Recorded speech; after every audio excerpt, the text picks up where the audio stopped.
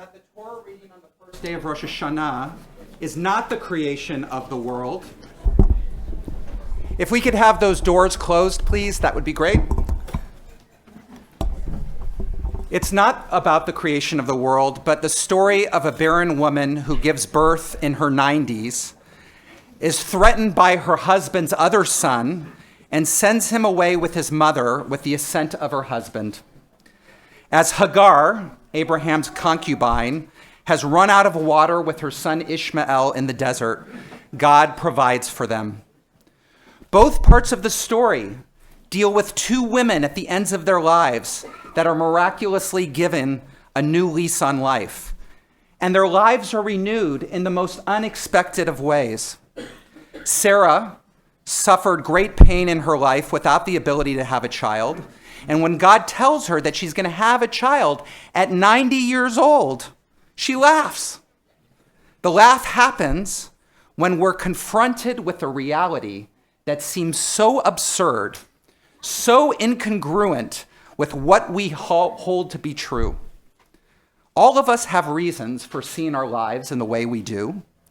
Like Sarah, many of us have pain over doors that we imagine to be closed, dreams not fulfilled, relationships where it's difficult to feel the love.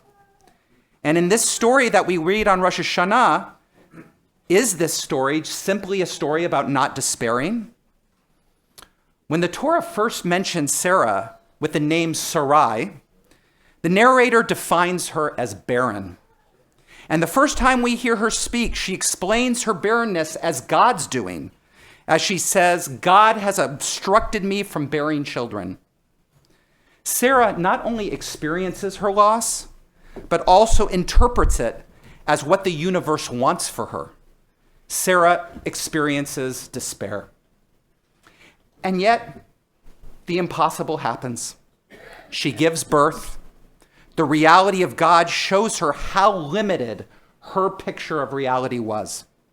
And when Sarah laughs, God responds by saying, "Is anything beyond God?" While traditional commentators hear God's statement as a rebuke to Sarah for not believing, there is another way to look at it. God's statement is not a rebuke for her lack of faith, but instead an affirmation of what is possible. God is opening Sarah's heart to the unexpected, to the unknown, and to the awesomeness of the divine. And most importantly, there is room for Sarah's despair and doubt in the process. The relationship between God and Sarah shows us that we don't have to squash our doubt and our despair in order to be open to God's presence. We can bring our doubt, our disappointment, and despair to God.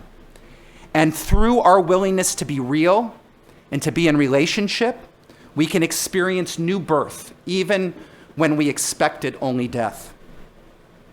When Hagar and her son Ishmael are sent into the desert to die, Hagar also reaches a moment of despair when it seemed that she was at the end.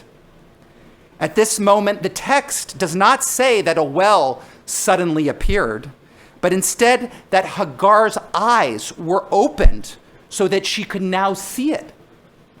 In this case, the miracle doesn't go against the laws of nature, like Sarah's, but is a function of awareness.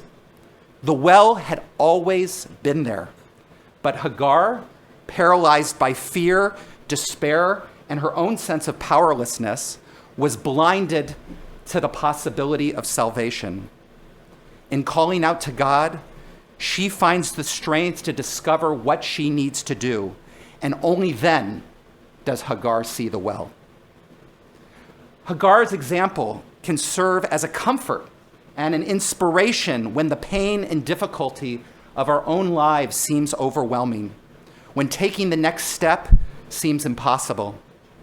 We're reminded that there are always unseen possibilities. As we call out in prayer during the rest of this High Holy Day season, we too can ask for the strength to open our eyes and see new possibilities in our own lives.